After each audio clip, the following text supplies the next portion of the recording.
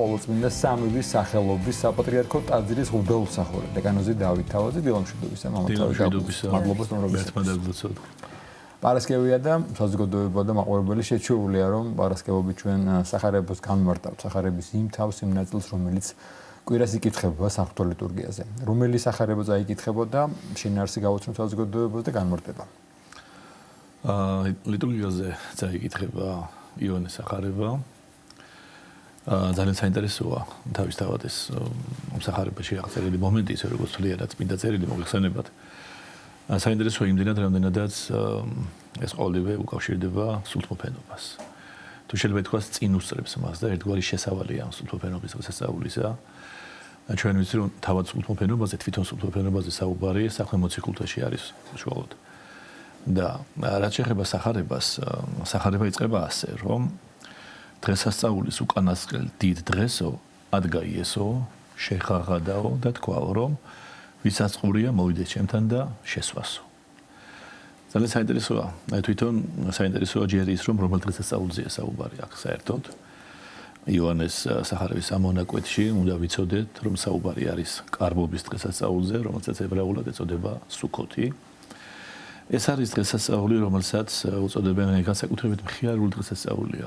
აი მხიარულობდნენ ამ დროს ადამიანები ხალხმრავალიზე იმი იყო და საინტერესო იყო რომ რამდენიმე დატვირთვა ჰქონდა ამ დღესასწაულს ეს არის ძალიან მნიშვნელოვანი პირველი ის იყო ისტორიული დატვირთვა თუ შეიძლება ითქვას ისტორიული კონტექსტი იმიტომ რომ ამ დღესასწაულის აღნიშვნისას ხალხი იხსენებდა თავიანთ წინაპრების განვლილ გზას უდაბნოში ხეტიალს რატომ იმიტომ რომ როდესაც ისინი 40 წლის განმავლობაში მოგეხსენებათ უდაბნოში დახეტიალოდნენ სანამ ახლო ქვეყანაში შევიდოდნენ იქამდე ისინი ცხოვრობდნენ კარვებში ცხოვრობდნენ მოგვიანებით ფაცხებში მაგრამ იყო ასეთი საცხოვრისი მაგრამ საინტერესო არის ერთი კითხვა თქვა შეიძლება გაუჩნდეს ჩვენს მაყურებლებს რომ აი თუ ებრაელები მუდმივად გადაადგილდებოდნენ ანუ ერთგვარ მომთაბარე ცხოვრებას ეწეოდნენ ჩვენ ყოველთვის რა არის მომთაბარე ცხოვრების წესი აი მაშინ კარვებში როდის გაასწრებდნენ ცხოვრებას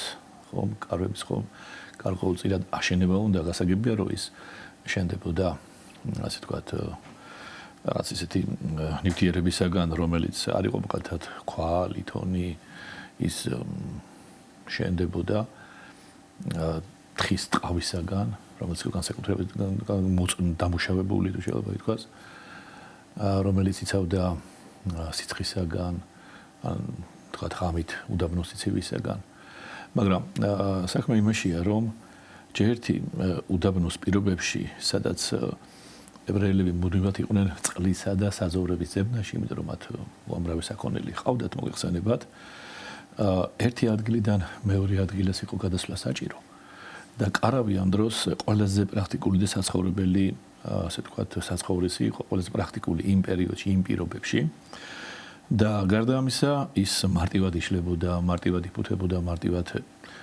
ხდებოდა მისი აწყობა და მოსახერხებელი იყო როგორც გითხარით ის როგორც აღნიშნეთ თხის მატყლისაგან მოქსოვილი უხეში ქსოვილით ასე ვთქვათ აწყობდნენ ამ კარვებს მაგრამ საქმე იმაშია რომ როდესაც ჩვენ ზოგადად საუბრობთ რომ აი ებრაელიერი 40 წელი დახეტიალულს ამ უდაბნოში ხანდახან ადამიანს ექნება იმის შთაბეჭდილება რომ თითქოს ისინი ყოველდღე გზაში არიან და შეუჩერებლად მიდიან ხო სინამდვილეში ესე არ იყო როგორც აღნიშნეთ სინამდვილეში ებრაელები ეწევოდნენ არა პირდაპირ გაგებით მომთაბარე ცხოვრებას არამედ ნახევრად მომთაბარე ცხოვრებას თუ შეიძლება ითქვას და ეს იმას ნიშნავს რომ ისინი მუდმივად კი არ მოძრაობდნენ არამედ წლების განმავლობაში ხანდახან ერთ ადგილას სახლდებოდნენ ესე იგი იმიტომ რომ იმ ადგილას სახლდებოდნენ სადაც საცხოვრებელი პირობები ამის საშუალებას იძლეოდა უდაბნოში ხო ანუ ნახეთ 40 წლის განმავლობაში ებრაელებმა სულ რაღაც 42 სადგური ანუ ბანაკი შეიცვალეს ანუ ეს იმას ნიშნავს რომ სხვადასხვა რიცხვთა წიგნის 33 თავშია ეს დეტალურად აღწერილი ეს ჩამონათვალი და თუ ამ რიცხვს ჩვენ წლებზე გადავანაწილებთ აშკარა გახდება რომ ზოგიერთ ადგილას ებრაელები თვეების განმავლობაში რჩებოდნენ წლების განმავლობაში რჩებოდნენ 40 წელია ხო და როცა ებრაელთა ბანაკი წლობით მაგალითად წლის განმავლობაში ერთ ადგილას ჩერდებოდა მათი საცხოვრებელი ადგილი ემსგავსებოდა ჩვეულებრივ დასახლებას და ისინი ირჩევდნენ რა თქმა უნდა ესეთ ადგილებს, სადაც იყო წყალი, სადაც იყო მცენარე, სადაც იყო საძოვრები და მგზავრობა განახლდებოდა, ანუ იწყებოდა მხოლოდ მაშინ, როცა უფლის ნიშანი, თეოფანია, ღმერთჩენა, როგორც ვიცით ჩვენ რომ არსებობდა ებრაელებთან ესეთი მოვლენა, ღრუბლის სვეტი, რომელიც წინ მიუძღოდა მათ. აი ეს ღრუბლის სვეტი რომ დაიძვრებოდა, აი მაშინ იწყებოდა უკვე მსვლელობა. და როგორც კი ღრუბელი გაჩერდებოდა ღრუბლის სვეტი, ისინი კვლავ ჩერდებოდნენ და აწყობდნენ ისევ კარვებს. ეხლა მოკლედ რომ ვთქვათ, მათი ხეტიალი უფრო მეტად ერთი ოაზისიდან მეორეში გადასახლება იყო. და იქ ხანგრძლივად დაფუძნება და ასე ვთქვათ, ვიდრე ვთქვათ ყოველდღიური სიარული. და კარავი მოგეხსენებათ, უზრუნველყოფდა მათ სიმყუდროეს, ერთ ადგილას ყოფნას, არაფერ ხებდა მას, თუნდაც როგორც გითხარი, როცა გზის გაგრძელების დრო დადგებოდა, მარტივი იყო მისი დაშლა და შეფუთვა და წაღება და მას შემდეგ რაც უკვე ებრაელები აღთქმულ მიწაზე უკვე დამკვიდრდნენ, შემდეგ იქ დამკვიდრების პირველ ეტაპზეც, როგორც ამბობენ მკვლევარები, ისინი კვლავ განაგრძობდნენ კარვებში ცხოვრებას, ფაცხებში ცხოვრებას და მერე უკვე, როდესაც დაიწყეს ამ კარვობის დღესასწაულის აღნიშვნა, ეს კარვების დღესასწაულის აღნიშვნის შემადგენელი ნაწილი კვლავ იყო კარვების აგება და კვლავ გახსენება იმ პერიოდისა, იმ ხეტიალისა, როგორც მოახსენეთ 40 წლის განმავლობაში, როცა ისინი უდაბნოში იყვნენ. და როდესაც ისინი უდაბნოში იყვნენ და ცხოვრობდნენ, აი, როგორც გითხარით, აი, თხის ტყავისაგან დამზადებული კარვებში, ასე ვთქვათ, და შემდეგ როდესაც უკვე მივიდნენ აღთქმულ მიწაზე და პირველ ეტაპზე როგორც მოახსენეთ, კვლავ ცხოვრობდნენ ამ კარვებში, ამ ფაცხებში, მაგრამ ამ შემთხვევაში უკვე ეს ფაცხები უკვე იყო ტოტებისაგან დამზადებული, უკვე იყო აი რაღაც მოწნული ფანჩატურები, უკვე აღარ იყო ტყავისაგან დამზადებული, როცა უკვე იქ დამკვიდრდნენ და პირველ ეტაპზე მაინც განაგრძეს ამ კარვებში ცხოვრება. და ეს თვითონ ეს ფაცხა უნდა ყოფილიყო დროებითი ნაგებობა, მოგეხსენებათ, არა მუდმივი ნაგებობა და უკვე სახურავის დასამზადებლად ჩვენ ვიცით გამოიყენებოდა პალმის რტოები, ლერწამი, ფიჭვის ტოტები და აქ ამ ყველაფერს ჰქონდა სიმბოლური დატვირთვა. იმის გამო მინდა იმიტომ ვაკეთებთ ამ შესავალს, რომ ფაცხა ისე უნდა ყოფილიყო გადახურული, რომ შიგნით ჩრდილი მეტი ყოფილიყო ვიდრე მზე, თუმცა ღამით ჭერიდან ვარსკვლავები უნდა გამოჩენილიყო. ეს იყო აუცილებელი პირობა. ახლა რატომ? იმიტომ რომ როცა ჩვენ ადამიანები, აი თქვათ მყარ ქვის სახლებში ვცხოვრობთ ზოგადად, ხო? გვიჩნდება იმის ილუზია, რომ ჩვენ ვართ დაცული. ჩვენ თვითონ ვაკეთებთ საკუთარი თავის დაცვას. ხო? და სინამდვილეში ადამიანს უშენება ხანდახან ილუზია, რომ ჩვენი უსაფრთხოება არის ჩვენს მიერ აშენებული სახლების კედლებზე დამოკიდებული სახურავზე. და ეს ილუზია, იმიტომ რომ ადამიანს მოძებნ უნდა ახსოვდეს, რომ სინამდვილეში მისი დამცველი, მისი მხსნელი, მისი მფარველი არის ღმერთი. და რა ის მატერიალური, რასაც ადამიანი დედამიწაზე აი მუდმივად იშენებს და თითქოს ამით საკუთარ თავს იცავს. და ფაცხის ეს არამყარი ჭერი, რომელიც მოახსენეთ, რომ საიდანაც ვარსკვლავები უნდა გამოჩენილიყო, ნიშნავდა იმას, რომ ადამიანი მუდმივად ზეთისკენ უნდა იხედებოდეს. ზეთისკენ უნდა იყოს მზირალი და მფარველობას ზეცაში უნდა ეძებდეს. ადამიანი უნდა ფიქრობდეს, რომ სინამდვილეში მისი ჭერი ის კი არა, რასაც თვითონ მოამზადეს რაღაცა მატერიალური დროებითი, მისი ჭერი ზეცაა და უფალია, რომელიც იცავს მას განსასწრებისაგან. და გარდა ამისა, ჩვენ როგორც აღნიშნეთ, უდაბნოში, როდესაც მოგზაურობდა ერიმას, იყო ღმერთჩენა, თეოფანია, მიყვებოდნენ ღრუბლის სვეტს და ღმერთი ახლოს იყო, ყოველთვის ახლოს იყო თავის ერთან, ისრაელთან. ახლა რა შეიძლება თვითონ კარვობის დღესასწაულს, როცა დღეს სახარებაში არის საუბარი იმაზე, რომ ქრისტემ კარვობის დღესასწაულზე შეღაღადა და უთხრა ადამიანებს, რომ ვისაც უნდა ჩემთან მოვიდეს, ვისაც წყურია მოვიდეს. რატომ თქვა ეს? იმიტომ რომ საერთოდ ამ კარვობის დღესასწაულს ორი მთავარი რიტუალი სრულდებოდა ამ დღესასწაულზე. ერთი იყო წყლის ზეიმი, როდესაც სილოამის აუზიდან ამოქონდათ წყალი და ამ მოტანილ წყალს საკურთხეველზე ღვრიდნენ, ამას სასულიერო პირი აკეთებდა. და ეს იყო ამ დროს ხდებოდა ვედრება წვიმისათვის. ანუ ევედრებოდნენ ღმერთს წვიმას. რატომ? იმიტომ რომ მშრალი სეზონი თავრდებოდა. მშრალი სეზონის შემდეგ უნდა დაწყებულიყო წვიმა. წვიმის პერიოდი, იმიტომ რომ სხვანაირად გუთანი ვერ დახნიდა, ვერ დახნმას მიწას, გამაგრებული იქნებოდა მიწა და მოსავალს ვერ მოიყვანა, ამიტომ განსაკუთრებული ვედრება იყო ღმერთის ადმი, რომ წვიმა მოსულიყო. და მეორე უმნიშვნელოვანესი რიტუალი, რომელიც უკავშირდებოდა კარლობის დღესასწაულს, ეს იყო ტაძრის განათება, ანუ სინათლის ზეიმი. ეს სინათლის ზეიმი რა იყო? ტაძრის ეზოში, სადაც ხალხი იკრიბებოდა, აღმართავდნენ 4 გიგანტურ სანთელს, შანდლით. ეს იყო დაახლოებით 23 მეტრიანი შანდლებზეა საუბარი, რომელზეც წერია ბიბლიაში, რომ ის იყო ოქროსი. ახლა 23 მეტრიანი ოქრო ძალიან რთული წარმოსადგენია, ამიტომ ბიბლიურ ენაზე და კონტექსტში ზოგადად ნახსენებია, რომ ეს იყო არა იოსებ ფლავიუსი მაგალითად სხვა ისტორიული წყაროები ამბობენ, რომ პირდაპირ გაგებით ოქრო აქ ალეგორიის ყოფა, ის მოოქროვილი იყო უბრალოდ, ოქროთი იყო დაფერილი. და ამ რა ანთებდნენ ამ სანთლებს 4 გიგანტურ სასანთლეზე და შანდალზე. ამ დროს ებრაელი უხუცესებიც, ღვთისმოსავი ადამიანებიც, სწავლულებიც, ბრძენი ადამიანები, ხომ? ამ დროს მთელი ღამის განმავლობაში ცეკვამდნენ ანთებული ჩირაღდნებით, ადიდებდნენ უფალს და ამ დროს ლევიანები უკრავდნენ არფებზე, ქნარებზე, წინწილებზე და იყო საყოველთაო მხიარულება და ამიტომ ეწოდება ამ დღესასწაულს განსაკუთრებით მხიარული და ესეთი სახალხო დღესასწაული. და სხვათაშორის ჩვენ რომ ზეგან ვახსენეთ რომ ებრაელებს წინ მოუწყოდათ ეს ღრუბლის სვეტი, აი ეს ცეცხლოვან სვეტს ახსენებდათ ეს სინათლე ებრაელებს, იმის გახსენებაც იყო. და სინათლე ასევე სიმბოლურად გამოხატავს მესიის მოლოდინს, იმიტომ რომ ისინი ელოდებოდნენ მესიას, ელოდებოდნენ ნათელს, რომელიც გაანათებდა, ასე ვთქვათ, სიმნელეს და წყვილიაც. ხო?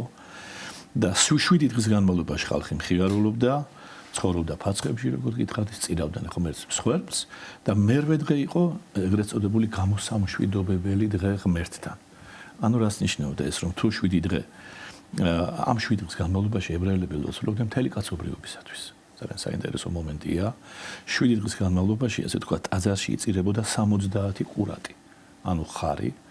ანუ ეს რატო ხდებოდა, რომ ებრაელების ტრადიციით ეს მსხვერპლი იყო განკუთვნილი წარმართი ხალხებისათვის. და მათი წარმოდგენით დაახლოებით 70 იყო ამ წარმართი ერის რიცხვი იმ დროს. ანუ ისინი ლოცულობდნენ წარმართებისათვის. და როცა უკვე მე-7 დღის მერე უკვე წამოვიდოდნენ ადამიანები, ხომ? თითქოს აი უფალი ამბობდა, რომ აი დარჩა მერვე დღე, როგორც მამა ეუბნება შვილს, თითქოს ისეთი მამობრივი სიყვარულით, მამა, ანუ უფალი რჩებოდა თავის შვილთან, ისრაელთან, რომ მერვე დღეს იწერებოდა ერთი ყურატი და ერთი ვერძი, რომ ამ დროს ღმერთს და ისრაელს როგორც მამა შვილს ერთი დღე ერთად გაეტარებინათ. და ესე იგი ეს დღე ჩვენ და აი ამ დღეს, ამ მერვე დღეს ხდებოდა სწორედ ჩვენს მიერ ნახსენები წყლის დასხმის რიტუალი. ისა ბოდიში 7 დღის განმავლობაში ხდებოდა, მერვე დღეს აღარ ხდებოდა ეს რიტუალი. თავდებოდა ეს წყლის დასხმის რიტუალი და იმ დროს როცა უკვე საკურთხეველზე უკვე შეწყვეტილი იყო წყლის დასხმა, ანუ წყლის დასხმა დამთავრდა, ვედრება დამთავრდა, რომ ღმერთმა მოავლინოს წვიმა, აი გაშრა უკვე საკურთხეველზე ეს წყალი, აი ამ დროს უკვე შეღაღადა იესომ ხმამაღლა და თქვა, რომ ვისაც წყურია, ჩემთან მოვიდეს, ხო? ესე იგი, წმინდა მამები განსაკუთრებით იონე ოქროპირი, ნეტარი თეოფილაქტე ბულგარელი, კირილი ალექსანდრიელი, აი ამ სიტყვებს თუ შეიძლება ითქვას, განიხილავენ როგორც აი მაცხოვრის თუ შეიძლება ითქვას რევოლუციურ ქმედებად მიიჩნევენ, იმიტომ რომ ეს არის უკვე დასაწყისი იმისი, რომ ძველი აღთქმის ჩანაცვლება ხდება ახალი აღთქმით. ანუ სჯულის კანონის ჩანაცვლება ხდება მადლით და სიყვარულით.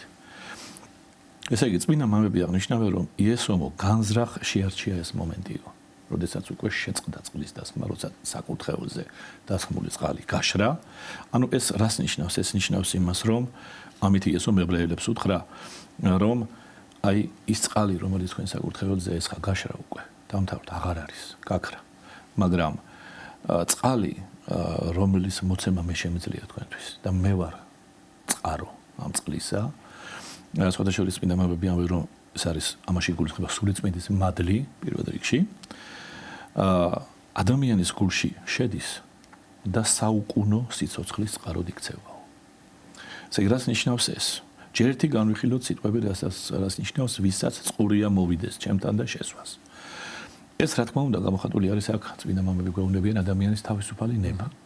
ხო? იმიტომ რომ წმინდა იონე ოქროპირი ხალხს უსვამს, რომ იესო არავის არაფერს არ აცალებს. და ის არ ამბობს მაგალითად ყველა მოვიდეს. ის ამბობს ვისაც წყურია მოვიდეს, ხო? ანუ წმინდა მამების მიხედვით, რა თქმა უნდა, იესო აქ სულიერ წყარს გულისხმობს. და რა თქმა უნდა, გვასწავლის, რომ ეს რიტუალები, რაც იყო აქამდე, თუნდაც ეს მოსავლის აღება, რომელიც უკავშირდებოდა უშუალოდ ამ კარობის დღესასწაულს, როცა კარობის დღესასწაული იყო, იმ დროს იწყებოდა სულად მკა და მოსავლის აღება ებრაელებისათვის.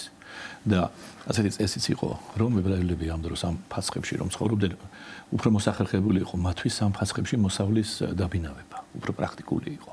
ანუ მოსავლის აღება ემთხვეოდა ამ კარობის დღესასწაულს და იესო ეუბნება მათ, რომ ეს თქვენი აღებული მოსავალი, ეს თქვენი რიტუალები, განხარვებადია, დროებითია, წარმავალია ეს ყველაფერი.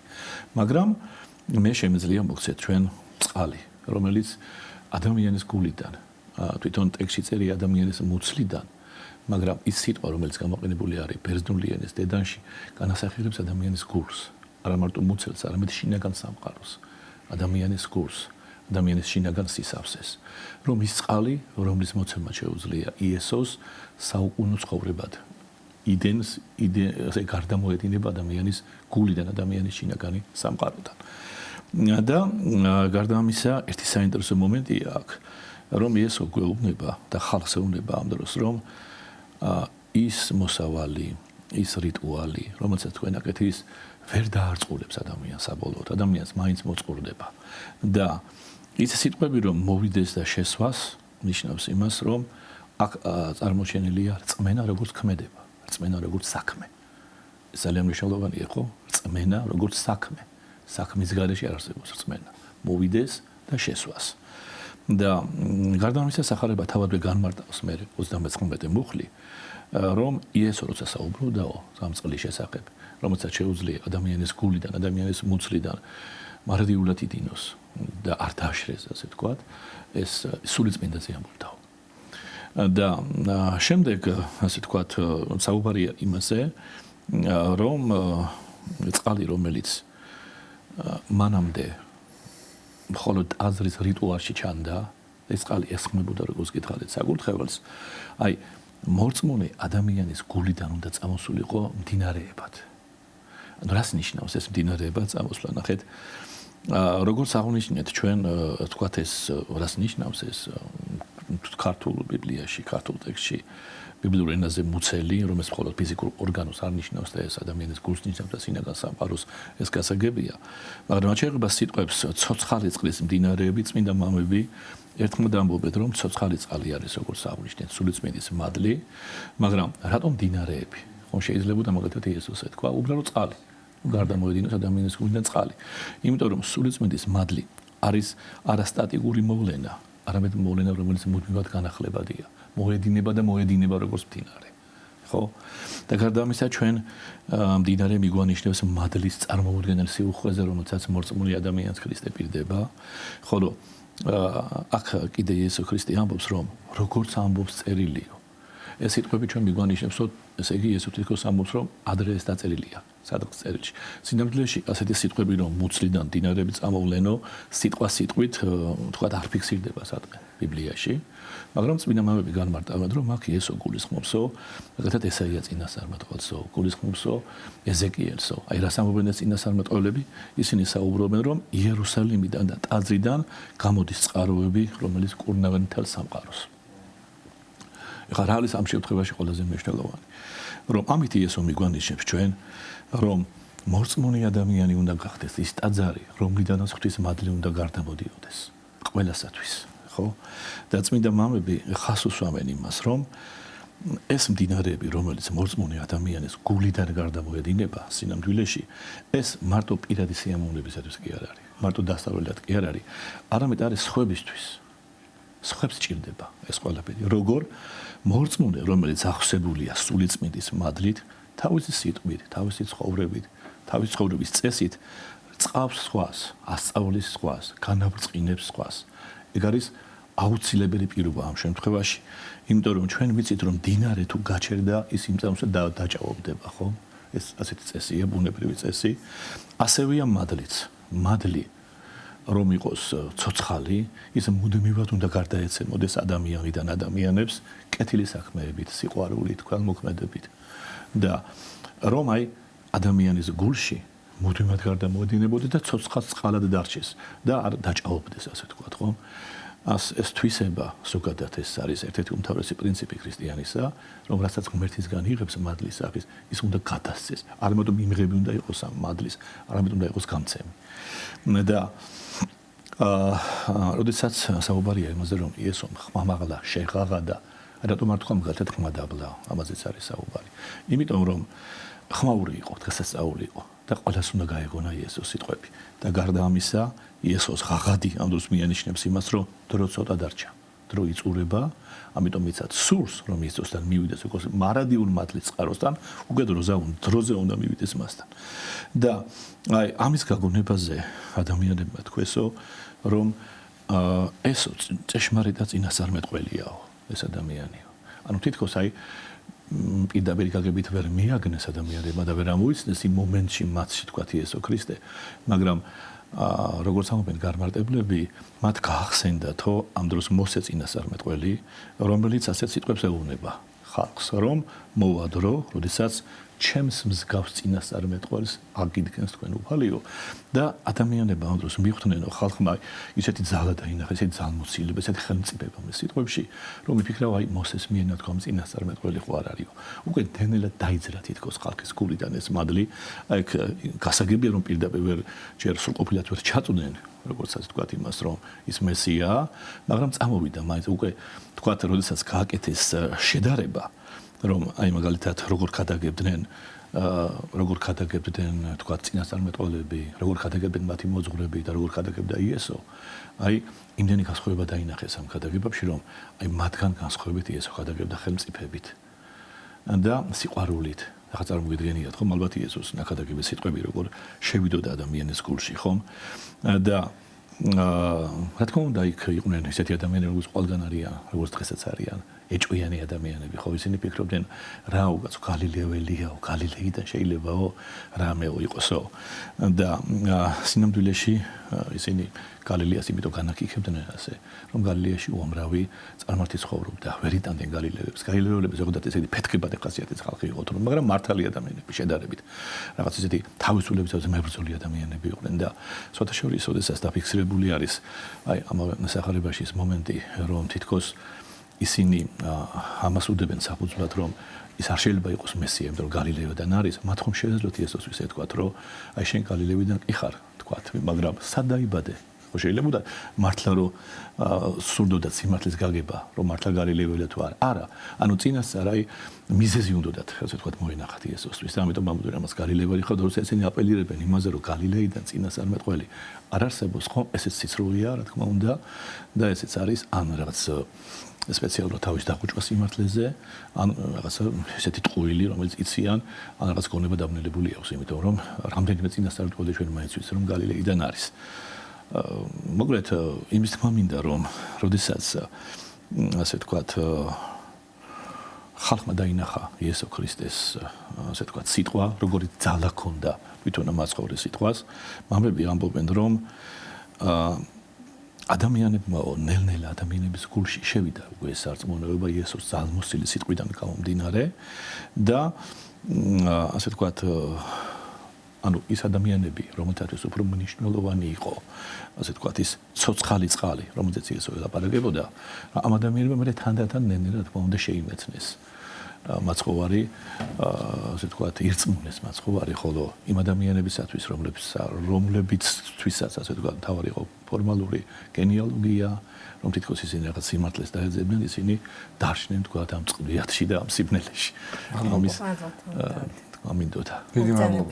და საინტერესო საუბრისთვის და განმარტებისთვის. ყოველწლინა სამების სახელობის საპატრიარქო ტაძრის უფროსმსახური დავით თავაძე, დეკანოზი დავით თავაძე გამგვიმარტავდა საკვირაო სახარებას.